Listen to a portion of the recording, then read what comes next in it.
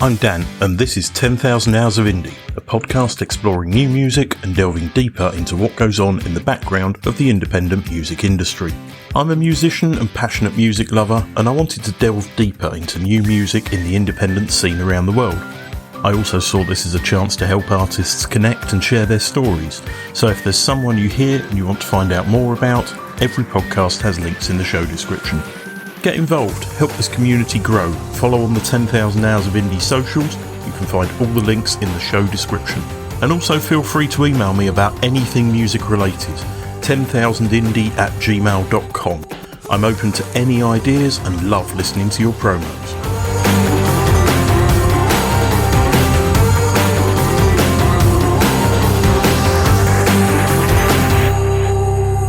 Civil Villains hail from Oxford and play alt-rock post-hardcore. Forming in 2015, they released their debut EP Snake Oil in 2019 and their debut album Motion Sick in 2023.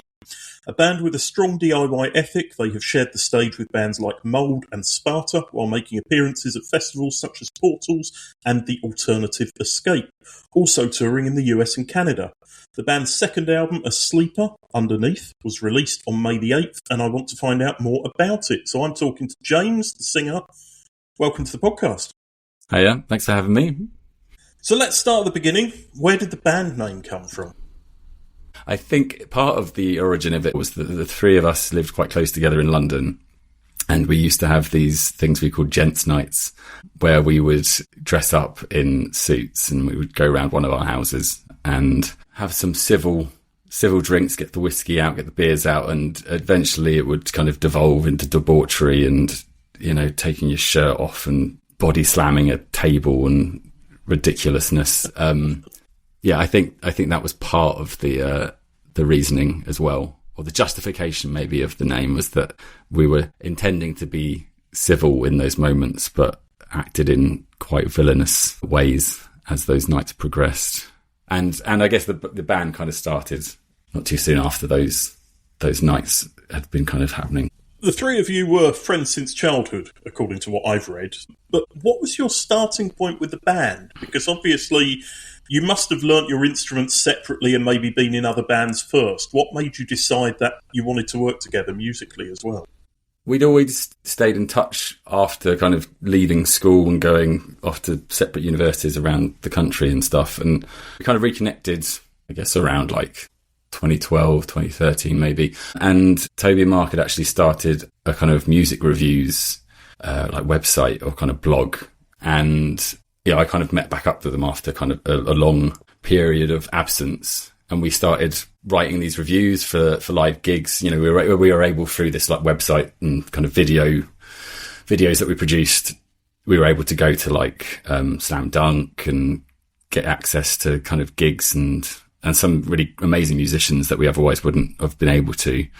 So yeah, we were kind of writing album reviews, and we even got kind of like other friends who were good photographers to come along. And I think even my brother came along at one point to help cover a festival. And we loved doing that, but it was a lot of work. And, you know, you'd be writing about, you know, an album you were listening to and you were like, you know, really loving it and enthusing about it. And we were like, well, we've got a drummer, a bassist and a guitarist who likes to sing here. And we're spending all this time like pouring our energy into how much we love music and the act of creating it and experiencing it live. Why don't we just do that? And, you know, considering that we had been in bands, Mark and Toby had been in bands together back where we grew up, and I'd been in other bands, but we'd always had like a kind of friendly rivalry or a camaraderie, depending on the time of year.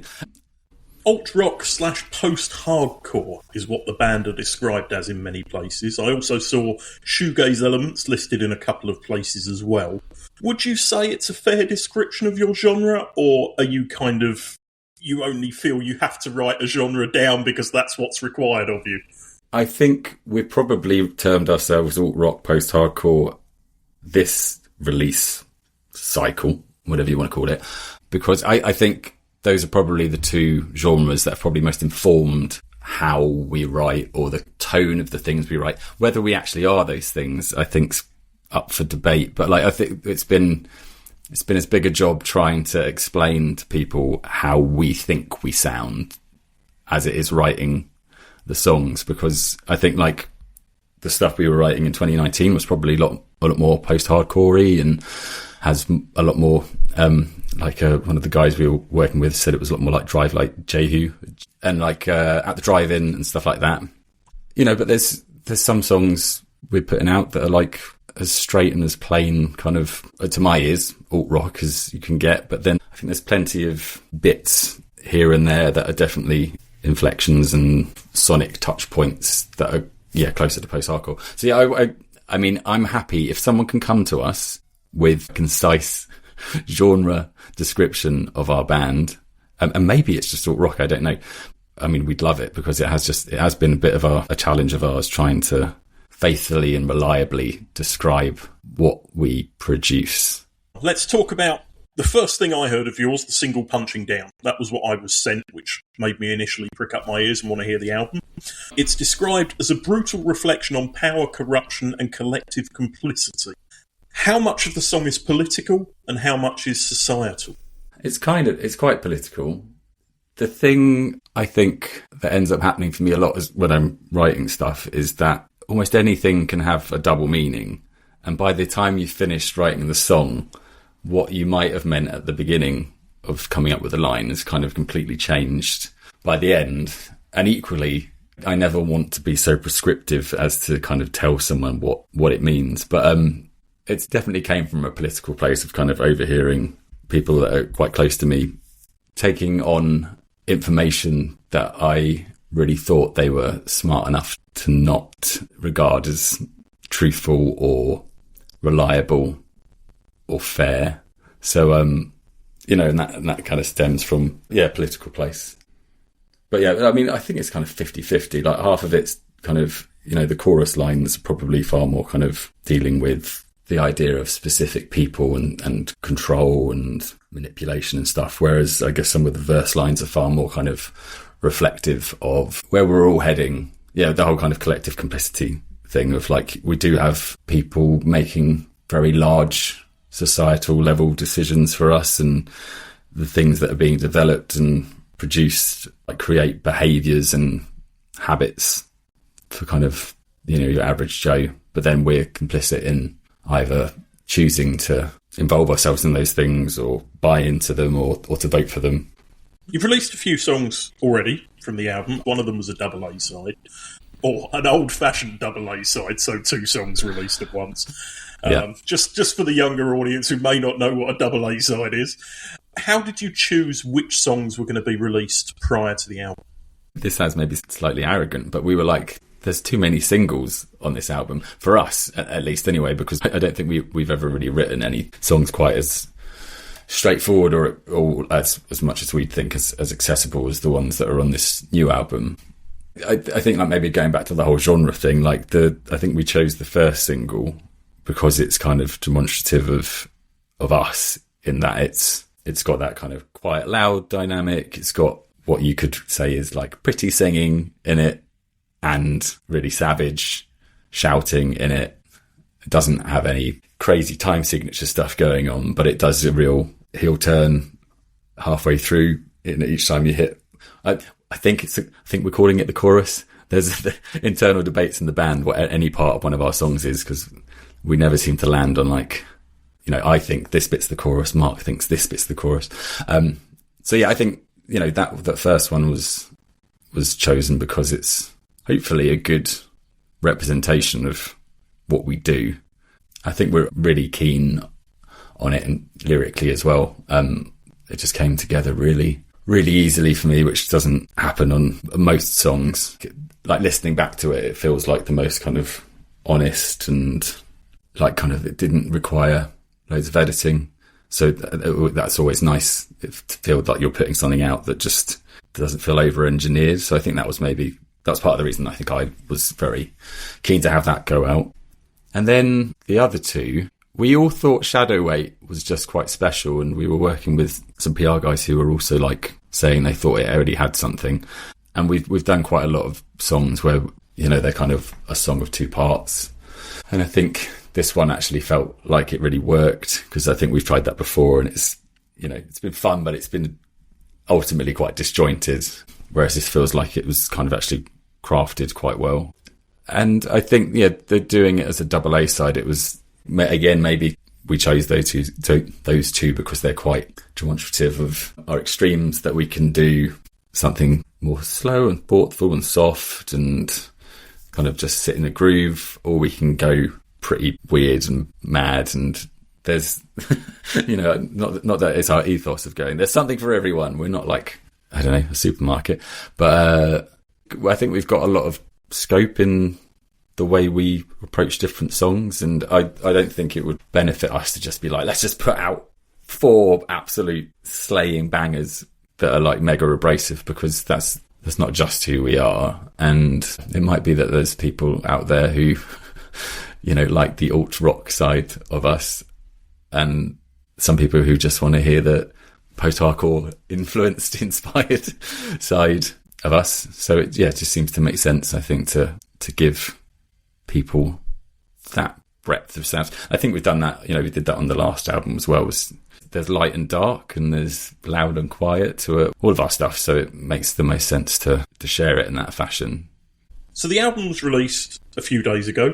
It has the title A Sleeper Underneath. Tell me about the album title and some of the sort of general themes of the album that inspired that being the title.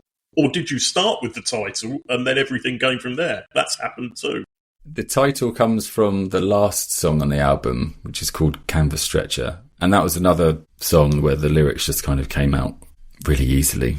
I was writing something for something else the other day, and mentioned about Tom Waits saying like some songs are like potatoes that you dig out of the ground, and they're ready to go, and they're slightly rougher. And I feel like that, Canvas Stretcher was one of those. And one of the lines in that song is a sleeper underneath which my flower grows, which was inspired by, I read Henry David Thoreau's book Walden many years ago, which is about the writer, the transcendentalist, I think he's referred to, as the guy who just went out into the woods and built a cabin. And it's, I'm going to get this completely wrong, but like 18th century. So like basically like a lot of technological things were happening then. And he, you know, in his book Walden, he writes about like the importance of nature and solitude and all these kind of things. And in one part of the book, he talks about the railroad that's being built near where he's kind of built his cabin and where he lives. He refers to each sleeper as it being a person trapped under kind of like the weight of progress, you know, for each person that is building the railroad and for each person that rides upon it. He says, like, you know, you do not ride upon the railroad, it rides upon you. And his, you know, kind of, I think his ultimate kind of comment was that, you know, this thing isn't giving people the freedom. It's just a vehicle to commute to their jobs, or it's the labour that they have to put into it to produce it. So like the bottom line just kind of being that, like, you know, we so quickly get mowed down by progress and the effect that has on people and the natural world and stuff. So I always really loved that, just that visual. And I always wanted to do something with it. And that line just kind of came out of, so a sleeper underneath which my flower grows came out of me just having that kind of fascination with that book. And, you know, the line kind of speaks to the idea that even under immense pressure and, you know, the world going at such a pace and a lot of negative things happening around us, something still is growing and, you know, hopefully even blossoming out from underneath all of this pressure. And I guess within that concept, there's plenty of elements in the songs across the album which probably speak to that sense more generally of like butting up against things that, you know, you might be feeling oppressed by this thing, or there's a disagreement, or there's conflict, but there's still the capacity and the strength and the desire to push back against that or find your own place in the world. Or, you know, if there's a relationship that's imbalanced, it's trying to find the balance or finding your way around it. So I don't think every song speaks like specifically to that thing, but that is probably quite a reoccurring a theme, or at least an inspiration behind a lot of the lyrics across the album. What would you say was the most difficult track on the album to make and to realise, and why? I mean, the one that comes to me immediately is Crosstalk, because I've had that idea knocking around for like maybe as long as the band's been going. I think I had it as like a little riff, the chorus riff in it, but actually I realised sounds like Woody the Woodpecker theme tune. It's like diddle-diddle-diddle. Yeah, so I think that one, just by the fact that I've had it as an idea in my back pocket that I've wanted to use for years, and it's gone through myriad versions, and it's been kind of, we're definitely guilty, hopefully as many bands are, of like trying to shoehorn it in here, shoehorn it in there, and even bringing it to the recording studio. Like there's no guitars really in the verses, because I was still at a bit of a loss to what to do in those verses. And it's actually Mike Bernard, the guy we've worked with on the last two albums, on this album and the last album, just like put some really fantastic synths over it. And I think vocally those verses are carried quite well. So I mean, that was probably the one that's probably personally given me the most hassle, because it's something I've wanted to do something with. And even at that point of like, it is a song, it's not really 100% there, but then I'm actually now really glad that like we've got, like Mike actually did like quite a few bits of extra instrumentation on the last album, and he always adds like little flourishes here and there, and it's really nice to, especially when you're in a small 3-piece band, and like we're good friends with Mike, at least I hope he thinks we're good friends with him.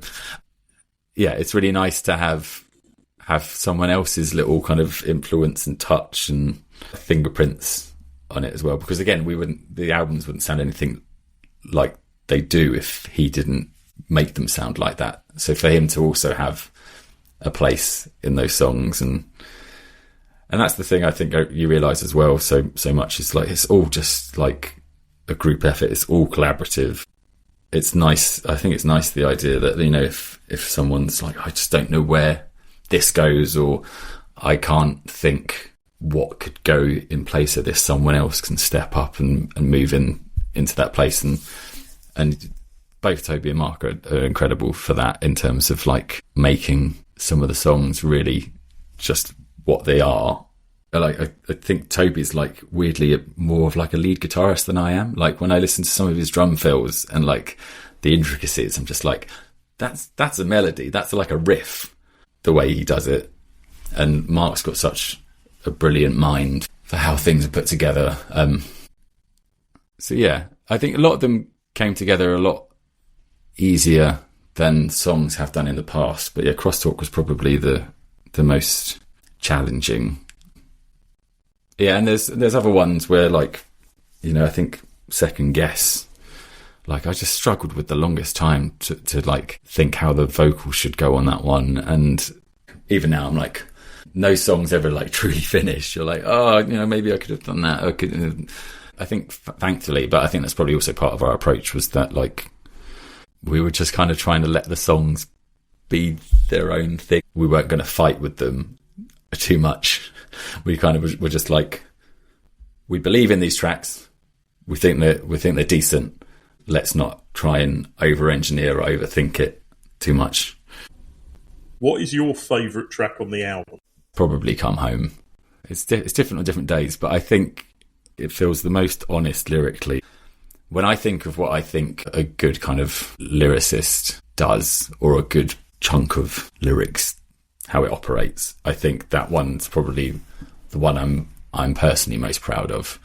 I'm a huge fan of the juxtaposition of things. So just going from those kind of quieter, prettier arpeggio, I guess they're arpeggios, aren't they? Like riffs, into like a completely like jerking, shouting fest, back into something pretty with probably some of my favourite kind of turns of phrase lyrically.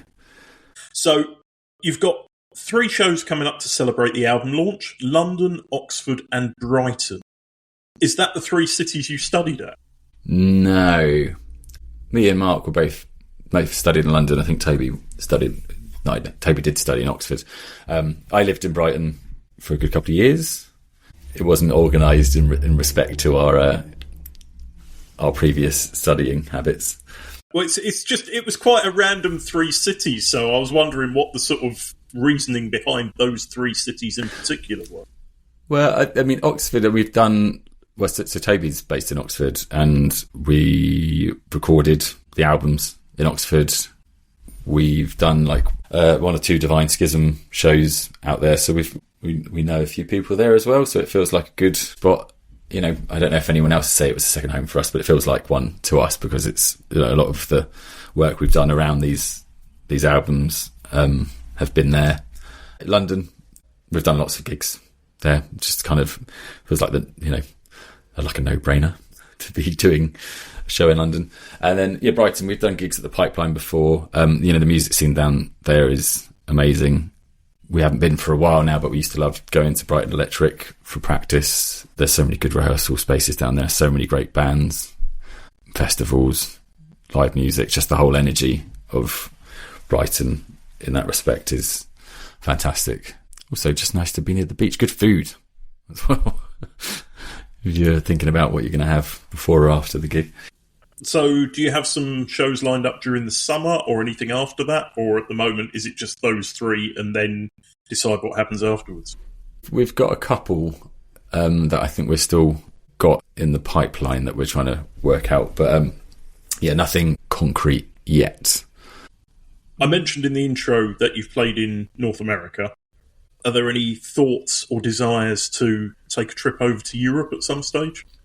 Yeah, we'd love to, and we do see through, like, you know, you're checking your streaming stats, you do see, like, we're always really touched and I guess surprised by the amount of people we see listening around the world. You know, it doesn't necessarily have to be huge numbers for us to be wowed by the fact that there's like a little contingent of people who seem really into it in Belgium or somewhere. So, like, I think it's always a topic of conversation to do it. It's just logistics and finding the right kind of lineups to get onto, or the right kind of bands to do it with. The final question, and from what you said earlier, I'm not sure how you'll answer this. What music are you listening to at the moment that people may not be aware of and should take some time to check out? I'm listening to Flea's new album a lot at the minute, which is really good. I think he's doing all the trumpet on it. It's something he's wanted to do for years. So that's a really good album. Me and Mark listen to a band called Alpha Mist quite a lot. Again, I think they're pretty big, but someone that had gone under my radar for a long time. Give a shout out to there's a band that we played with in Rhode Island called Toad and the Stooligans, who are fantastic, and I think you'd call them frontmen. Their 2 frontmen, Mike and Dan, have their own projects, and they collaborate, and it's all like hip hop and rap. Again, I'm probably getting my genres wrong, like jazz infused stuff as well. I mean, they're, you know, like the other bands that we play with, or at least have kind of been in the orbit of, like Other Half, fantastic. Played with Mould in March, who, you know, are doing amazing and love their stuff. Sinews is, I think, is Rich's, the guy who runs Divine Schism nights in Oxford. That's his band. So for people wishing to find out more about Civil Villains, they have a website, civilvillains.com. They're on Instagram, Facebook, X, YouTube, and Bandcamp. A Sleeper Underneath by Civil Villains is out now on Thunder Snuff Records via Bandcamp and all streaming platforms. And there's the possibility to get some physical copies, but I'm sure you can catch the news on that via Instagram at some stage.